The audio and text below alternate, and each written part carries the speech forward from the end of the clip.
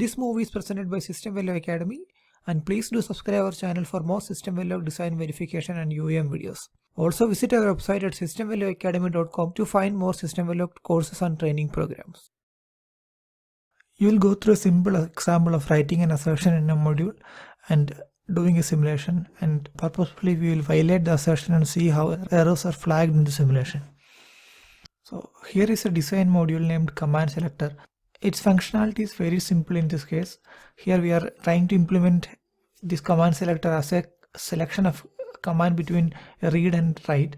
So based on which value, whether it is read enabled or write enabled, which input value is high, it will select one of these command and make dvalid high and propagate that command into the output command.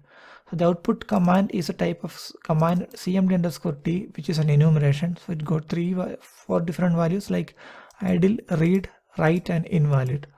So by default the output should be in idle state. Whenever read enable is high, the next cycle the output should be high, and whenever the write enable is high, in the next session output should be high, and otherwise if none of them are present, again the output cmd will be idle. So in this case we will make an assumption that there is a restriction in the input conditions that both read enable and write enable should not be high at any point of time. So this we will write as an assertion, and we will violate this assertion purposefully and see what will happen in the simulation. So here is a functional part of the module in an always beginning block within a clocked with a positive edge of clock. If there is a reset, the output dvalid will be 0 and command will be idle. If there is read enable, then output cmd will be a read. If it is if there is no read enable and there is a write enable, then the output will be write, and if none of them are present, the output will be 0. So it's very clear that first priority is given to read enable, but still in this case we just wanted to make sure that at any point in time both read enable and write enable should not be asserted.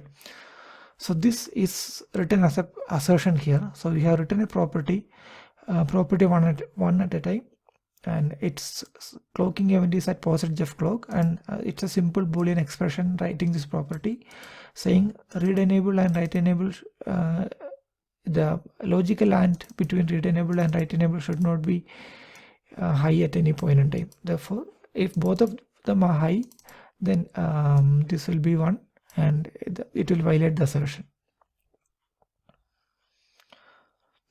So also you have written an assertion with these properties like with the name ASR1 at a time, and this is how we declared an assertion. In the test bench part, this is your module instantiation. After the initial part to dump the signals, clock and reset part, your functional test bench start here, and here initially you are waiting for a reset, and after the reset at every positive edge of the clock you will change the read enable and write enable values. So initially both of them will be 0, and then you will make read enable 1, write enable 0, then read enable 0, write enable 1, and at this point you will make both read enable and write enable 1, and you should see a failure in the assertion. Now let's run the simulation and see the results.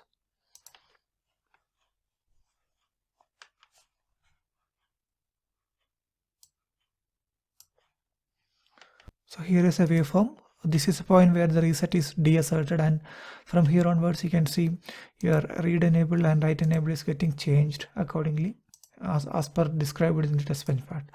Now if you see the simulation log, you can see that it is flagging offending assertion errors. So it's saying the assertion is violated at point 0, which is offending both read enable and write enable is 0. So it will say in which part of the test bench the assertion is failing. So it is test bench dot your input your design instantiation dot ASR1 at a time. So this is an ASR1 at a time is the name of the assertion. So since you have only single assertion here, all of them are the same, you can see that it start failing at time 0. So it will fail from 0 till 6000 nanosecond, and after that it is not failing, and it is failing at 10,000 nanosecond.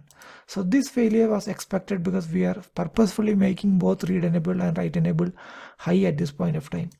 You can see that this is where both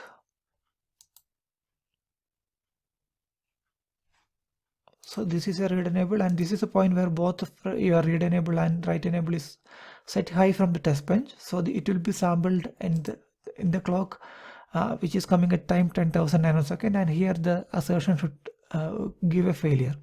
So this failure is intended, but you are seeing a lot of failure from time 0 till your time 6000. Ideally, you don't want to sample the values of this input read enable and write enable when there is a reset asserted. So you don't want to flag error from this point till this point where there is a reset present. So this can be done in the assertion by disabling the assertion for the period where there is a reset is asserted. So I will modify the code here. I have added a disabled IFF condition to this property.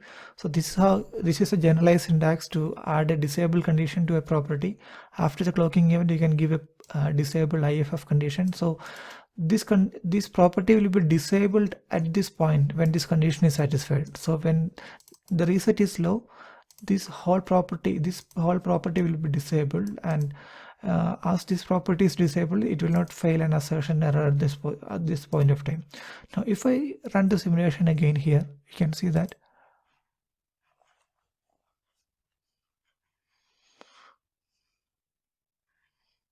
the waveform will be the same. So let's see the simulation log. You can see that a lot of error has gone out, but still there are two errors. So first error is at 6000 nanosecond and the second error is at 10,000 nanosecond. So this is the actual intentionally made error, but again you can see an extra error at the 6000 nanosecond. So if you see here in the simulation, you can see at this point when at the time there is 6000 nanosecond, both read enable and write enable are still driving X values to this design. So at this point, the sampled value of this read enable and write enable will be the stable value from this time region, which will be equal to X. And since both of them are X, it is failing. It is making the assertion to fail. The solution for this is, for all the valid inputs to your DUT, you should drive a stable value to all of your inputs after reset. That means after reset, all of the inputs should have a stable value, and this is true with most of the inputs in most of the DUT, but there could be some exceptions. Therefore, I am modifying the test bench code to drive a stable value in the input at reset. So I'm driving from the very beginning, I'm driving read enable and write enable as 0. And if I run this test bench after this, you will see only one failure in the simulation log, which is at 10,000 nanosecond, which is exactly what we have intended to do or intended to fail at this point. So here it will show messages like offending this assertion.